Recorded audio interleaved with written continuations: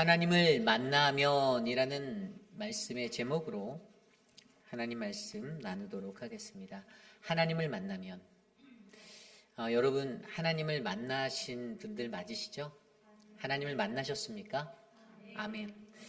네, 저와 여러분 우리 모두가 하나님을 꼭 만난 그 한 사람 되기를 원합니다. 하나님을 만나다. 저는요 모태신앙으로 자랐습니다.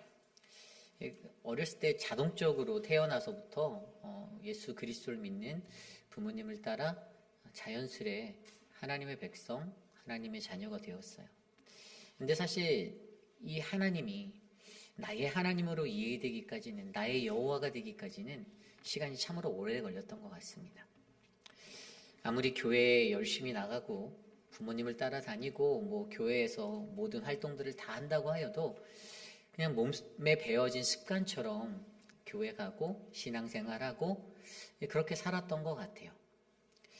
그런데 이제 나이가 한 살 한 살 조금씩 먹어감에 따라 또 제가 선 곳이 하나님 앞에 수많은 영혼들을 인도해야 되는 그 목회자의 사명을 감당할 때마다 가장 많이 드는 것은 그 하나님이 나에게 정말로 여호와 하나님으로 자리 잡고 있는지가 점검되어지고 있습니다.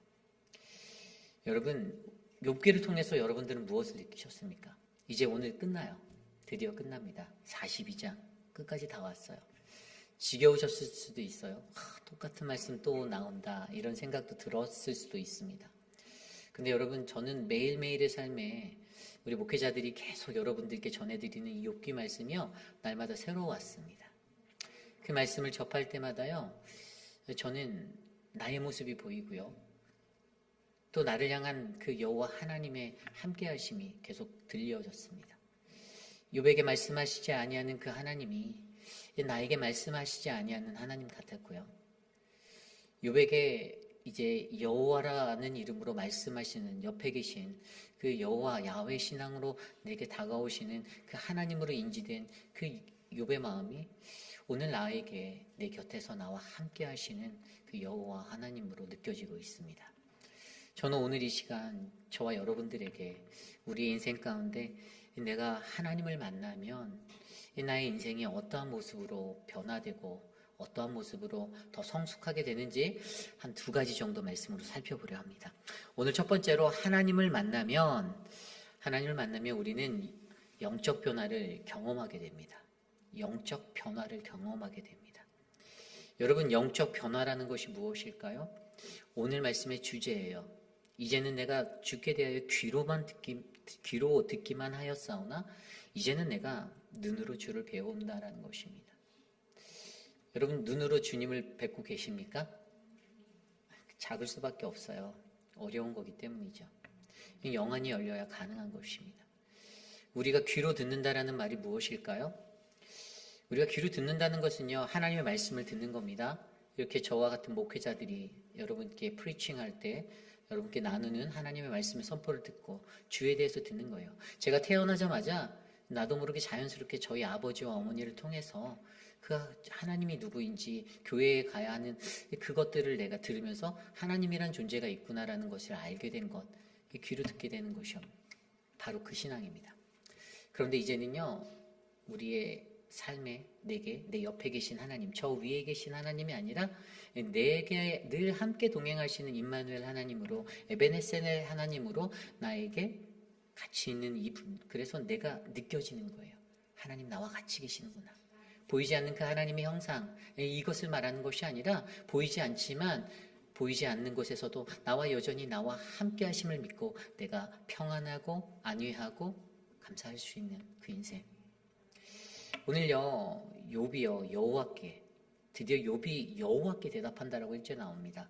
이 욥이 여호와께 대답하여 이르되, 이제 욥이요 하나님이 아닌 여호와의 신앙으로 완전히 자리 잡았다라는 것들을 보여주고 있어요. 그러면서 2절에 주께서 못하실 일이 없사오며 무슨 계획이든지 못 이루실 것이 없는 줄을 아오니. 여러분, 영적인 변화의 단계에 대해서 오늘 말씀이 설명해 주는데요, 이 첫 번째 단계가 깨달음입니다. 어떤 깨달음이 오냐면요, 주는 전능하신 하나님이라는 거예요. 그는 못하실 일이 없고 그가 계획하신 모든 것들은 다 이루어진다.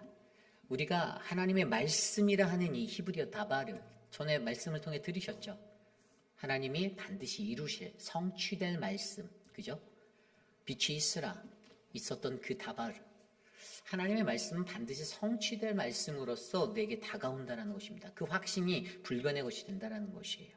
그래서 하나님은 무소불위에 그 어떠한 것도 전능하신 가장 큰 위엄이 있으신 그 하나님으로 내가 느끼는 것입니다. 근데 거기에서 멈추면 안 돼요. 하나님의 크심을 알고 반대로 어떻게 해요? 나의 작음을 아는 거. 3절입니다. 무지한 말로 이치를 가리는 자가 누구이니까 나는 깨닫지도 못한 일을 말하였고 스스로 알 수도 없고 헤아리기도 어려운 일을 말하였나이다. 아멘. 가장 쉽게 표현해드리면 무식한 말로 주님의 뜻을 흐리는 자가 누구였습니까? 바로 저였습니다 라고 말하는 거예요. 나였어요. 자신의 무지함을 깨닫습니다. 내가 얼마나 어리석은 입술을 가지고 내가 얼마나 어리석게 살았는지가 깨달아지는 거예요. 그냥 우리가 말할 때 내가 뱉는 말이라고 다 뱉어지는 게 아니라는 겁니다. 사람이 우리가 입을 무겁게 해야 된다라고 말하잖아요. 말 조심해야 된다고. 아유 됐어. 난 태어나서부터 이렇게 태어났는데 그러지 않아요. 우리 하나님께서 우리들을 만드실 때 분명히 하나님의 형상으로 만드셨잖아요. 하나님께서 우리들에게 분명히 그분의 형상을 닮은 우리의 형상을 따라 우리의 형상대로 지으셨다라고 창세기에 나온 그 말씀대로 우리를 만드셨는데, 그렇다면 분명히 우리의 근본적인 우리의 모습의 DNA는 하나님을 닮아가는 모습이 있다라는 거죠. 다만 그것을 내 삶의 환경과 내가 태어난 기질과 나의 모든 것에 맞춰서 내가 인간이 바꾸려고 한다는 것이에요. 내가 원하는 것들대로 내가 맞추려 한다는 것이에요. 그런데 오늘요, 가장 먼저 욥은요, 이 영적 변화를 경험하기 위해서 깨달음의 자리에 섭니다. 그랬더니 거기서 멈추지 않습니다. 그의 태도가 변하게 되는 태도의 변화가 일어나는데 그게 4절이에요. 내가 말하겠사오니 주는 들으시고 내가 주께 묻겠사오니 주여 내게 알게 하옵소서. 어떤 태도의 변화가 일어납니까? 이전에는 하나님께 이 고난이 어떤 까닭에서 오는지 질문했어요. 하나님 알고 싶습니다라고 하나님께 말했어요. 하나님께 질문하던 욥이었어요. 그런데 지금은 주님을 향해서 내가 주의 것들을 들을 수 있다라는 존재로 내가 변화되겠다라는 것이에요. 주여 내게 알게 하여 달라라고, 내게 말씀하여 달라라고 그의 태도가 바뀌고 있어요. 하나님께 내가 막 따지면서 나 의로운 사람인데 내가 왜 이 고난 당해야 하자라고 표현했던 그 신앙의 자리가 때로는 거만하게 느껴질 것 같은 그러한 자리가, 그래서 친구들이 보기에 아우 저 죄 많은 놈이라고 정죄받던 그의 모습이 결국에는 하나님의 음성을 듣기 위해서 내가 하나님께 주는 내게 알게 하옵소서라는 이 겸손의 고백으로 태도가 변화된 자리로 나간다는 것입니다. 여러분, 세상에서 가장 불행한 그리스도인은요, 영적 무지함에 쌓여서 내가 맞다라고 생각하고 살아가는 사람들입니다. 절대 안 변해요. 바위를 계란으로 치는 것과 같이 깨지지 않습니다. 고된 풍파를 다 경험해도요, 자기 뜻대로 하려고요, 그것을 이루기 위해서 가진 수단과 방법을 다 동원합니다. 우리 교회는 그런 분들이 없지만 다른 곳에는 분명히 그런 사람들이 있어요. 자기가 원하는 것 이루기 위해서 정말 징그럽게 지겹게도 그것을 따내기 위해서 모든 주변의 사람들을 다 동원해서 그렇게 하는 분들이 있습니다. 근데 왜 그런 일들이 일어날까요? 태도가 변화되지 않았거든요.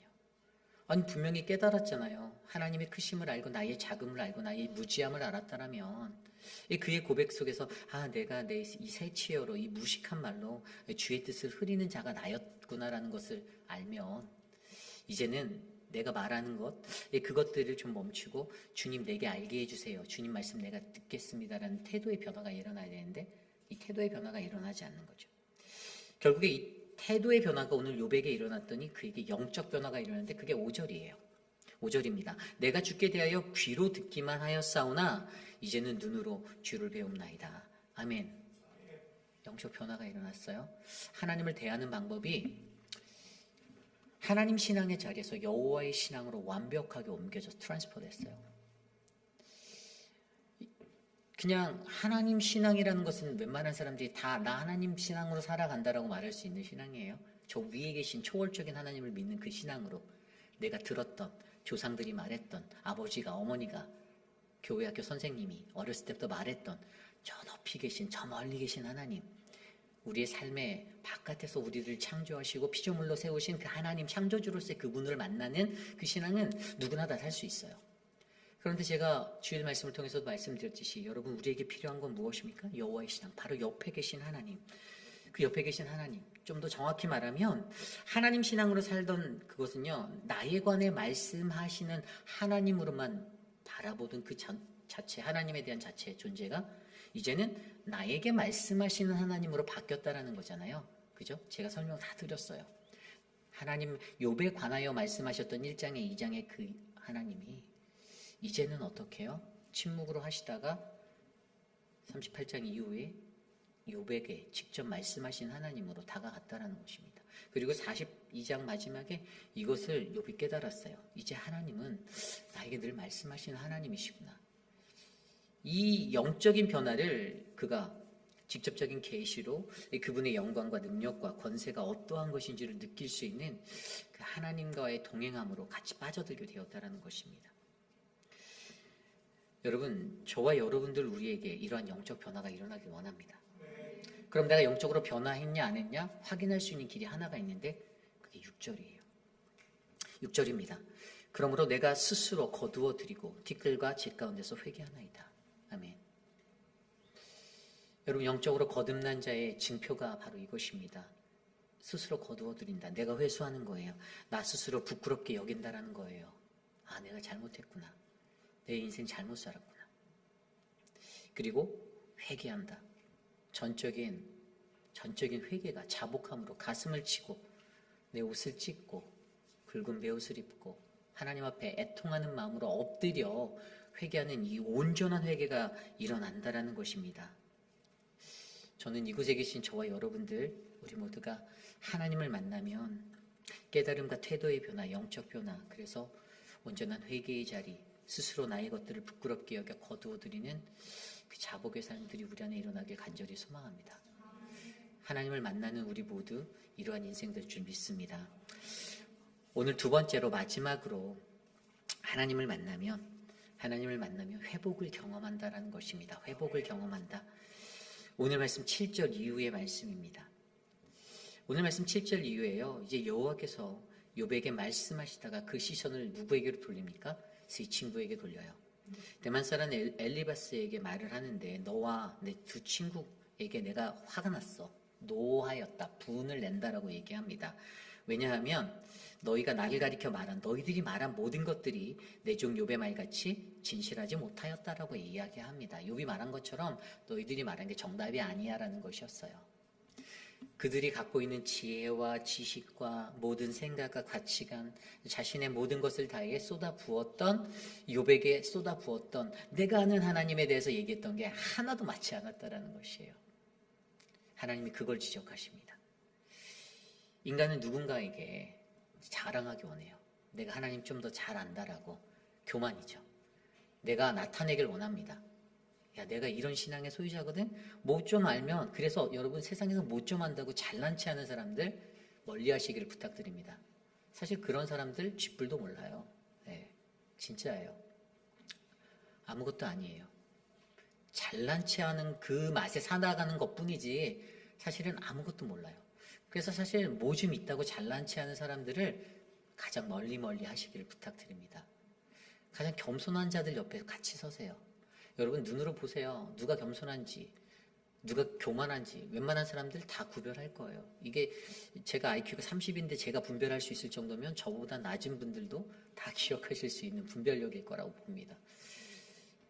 우리가 가장 중요한 게요. 하나님께서는요. 물론 욥에게 좋은 친구들을 붙여주셨죠. 그런데 그들은요. 진짜 3장부터 해서 아주 신나게 37장까지 욥을 정죄했어요. 단 하나였어요. 너가 가지고 있는 그 모습, 죄 때문이야 라는 거예요. 인과응보. 근데 그게 다 어디서 왔어요? 조상들에게 귀로만 들었던 논리였어요. 그죠? 조상들이 계속 물려주던 그 전통적인 가치관, 그것이 어떻게 합니까? 유대인들에게 계속 흘러가잖아요. 그들은 그것이 다 죄 때문이다라고, 신약 성경에 가도 이 소경된 자들, 그 모든 자들이 다 그들의 죄 때문이더라고. 그래서 저들이 그렇게 태어난 것이 저들의 부모의 죄입니까? 저의 죄입니까? 라고 물어봤던 이야기 기억나시죠? 다 그 사관이 결국에는 그냥 귀로만 들었던 것에서 흘러가서 그들에게 정착되어진 그냥 신앙이 되었고 믿음이 되었던 것이에요. 그런데 오늘 하나님께서 그러한 자들을 회복하기 위해서 이 말씀하시는 거예요. 혼내기 위해서 말씀한 게 아니에요. 분을 내셔서 얘기했지만 너희가 진실하지 못해라고 말하면서 하나님이 그들의 회복을 위해서 뭘 명령하시냐면 예배, 번제를 드려라라고 말씀하세요. 8절에 보면 수소 7과 수량 7을 가지고 요백에 가서 너희를 위하여 번제를 드려라. 여러분, 번제는 어떤 겁니까? 희생제입니다. 그죠? 희생제예요. 이 희생제를 통해서 그 고통과 그 고난과, 우리가 예전에 제가 성막 설교할 때 여러분 시리즈를 들으실 때 번제단 앞에서 드렸던 그 제사를 기억하시죠?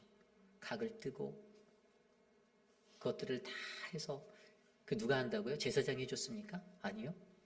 제사 드리는 예배자가 그렇게 했어요. 이 번제를 통해서, 희생제를 통해서 이것을 하는데 왜 이렇게 하라고 했을까라는 궁금증이 생겨요. 그것은 단 하나였어요. 너희들이 정죄했던 욕과 화해해, 이거였어요. 욕과의 화해를 위해서 무엇을 해라? 예배를 해라. 근데 희생제사, 고통이 필요한 거예요. 뼈를 깎는, 살을 깎는 그 고통이 자기에게 밀려오는 그 예배, 너희가 그 예배를 드리면 욕과 화해할 수 있어. 그런데 그것을 명하셨는데 어떻게 해요? 이 세 친구 엘리바스, 빌닷과 소발이 이것들을 행하였어요. 말씀해 보면 하나님께서 명령하신 대로, 여호와께서 자기들에게 명령하신 대로 행하니라라고 9절 말씀에 나와 있어요. 그런데 하나님께서 그 예배를 드리라고 하는 이 예배하라라는 이것을 통해서 그냥 요거 하나만 받으신 게 아니라 사실은 이것을 통해 그 친구들에게 회복을 주시기 위해서 그것을 감당하고 정죄받았던 요백에는요, 기도하라라고 말하였어요. 무엇을 위해서 기도하라는 것입니까? 그 세 친구를 위해서 기도하라. 저 영혼을 위해서 내가 기도해줘. 그랬더니 아까 9절 말씀에 여호와께서 욥을 기쁘게 받으셨다. 이게 무슨 말이냐면 하나님이 욥의 기도를 들어주셨다. 응답하여 주셨다라는 거예요. 욥이 세 친구가 예배할 때 자기를 위해서 하나님, 내가 정말 상처 많았는데 나 좀 회복하여 주시고 이렇게 기도했던 것이 아니라 하나님, 나를 미워하고 나를 향해 돌을 던졌던, 내 가슴에 못을 박았던 엘리바스와 빌닷과 소발을 용서하여 주세요. 하나님, 저들을 하나님의 자녀로 안아주세요. 품어주세요라고 기도했다라는 것입니다. 그랬더니 결국에 어떻게 됩니까? 이 욥의 세 친구가 회복을 경험하게 되었습니다. 그리고 욥이 아무것도 얻지 않았습니까? 아니요. 하나님은 욥을 더 크게 축복하여 주셨어요. 그것이 10절 이후의 말씀이에요. 10절입니다. 욥이 그의 친구들을 위하여 기도할 때 여호와께서 욥의 공경을 돌이키시고 여호와께서 욥에게 이전 모든 소유보다 갑절이나 주신지라. 아멘. 자신의 친구들을 위해서 기도했던 그 욥을 향하여 하나님은 더 큰 복을 주십니다. 욥의 기도를 들어주시는 하나님, 첫 번째로 어떤 복을 주십니까? 욥의 고난을 돌이켜 주셨어요. 이제 고난이 끝났다라는 거죠. 이제 그에게는 이제 탄탄대로 행복한 일들만, 아주 꽃길만 걸을 그 추억의 길만 남은 거예요. 그리고 두 번째는 소유의 축복을 주시는데 갑절이라는 그 단어에서 알듯이 2배로 주셨어요. 1장에 가보면요, 욥이 가지고 있었던 그 소유에 대해서 나오는데 그것이 오늘 말씀 속에 나와 있는 소유와 비교하면 딱 2배예요. 양도 14,000마리가 되었어요. 원래 7,000이었거든요. 낙타도 3,000에서 6,000으로, 그리고 소도 500에서 1,000마리로, 그 다음에 암나귀도 500에서 1,000으로 정확히 2배를 주셨어요. 그러한 축복, 소유를 2배로 갑절로 주시는 축복을 주셨습니다. 그리고 더 많은 위로도 부어주셨어요. 11절이에요. 11절에 보면 모든 형제와 자매와 이전에 알던 이들이 다 와서 그의 집에서 그와 함께 음식을 먹고 그 여호와께서 그에게 내리신 모든 재앙에 관하여 그를 위하여 슬퍼하며 위로하고 각각 캐시타 하나씩과 금고리 하나씩을 주었더라.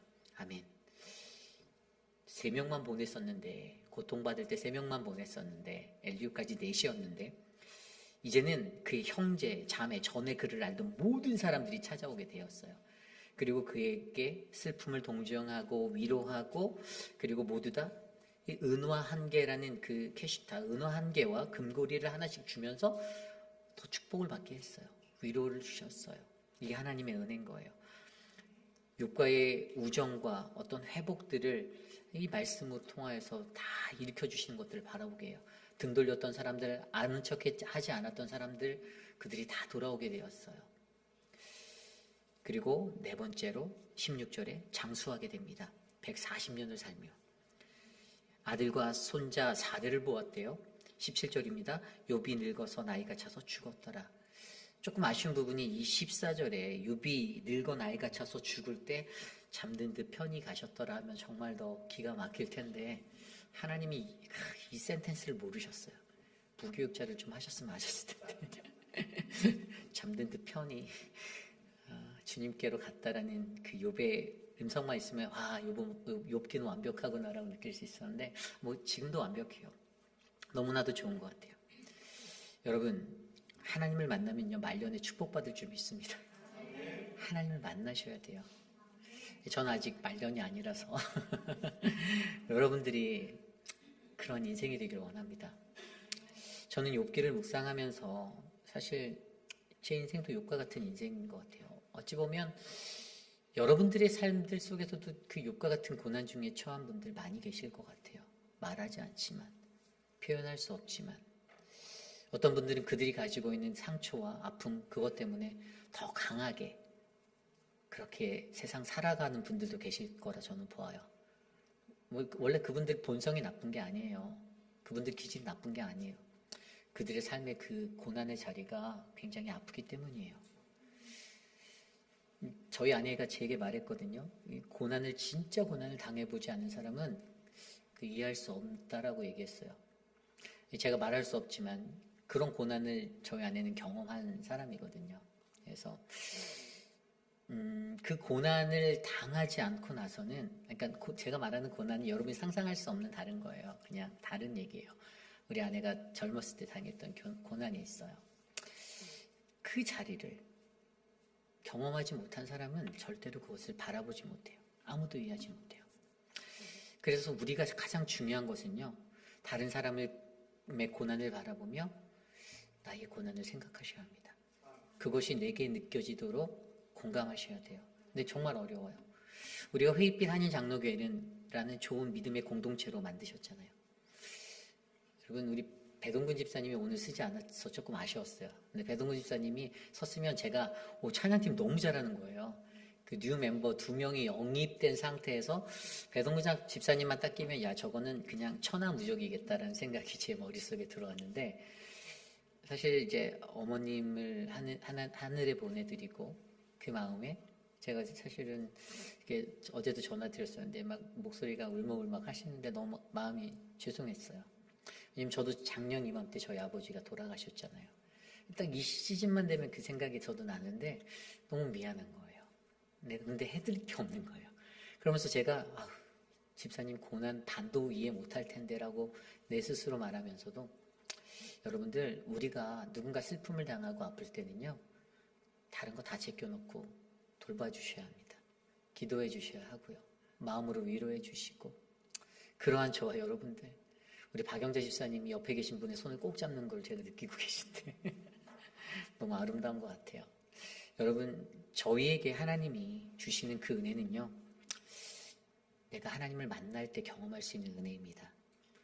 그래서 여러분들이 꼭 우리의 삶에 시간이 더 늦기 전에 나의 하나님 꼭 만나시고 찾으셔서 주님의 크신 은혜 가운데서 아름다운 신앙생활 또 아름다운 말년의 시간 행복하게 잘 보내시는 그래서 회복을 경험하고 그리고 이 영적인 변화를 느끼는 정말 복된 삶 누리시기를 간절히 축복합니다. 주신 말씀으로 함께 기도합니다. 하나님 오늘 주신 말씀 속에서 내가 주님을 그 은혜를 누리게 하여 주셔서 감사합니다. 하나님 내 삶 가운데 함께 하여 주시옵소서. 함께 기도드립니다. 주님 감사합니다. 우리 회의빛 한인 장로교회를 지켜주시옵소서.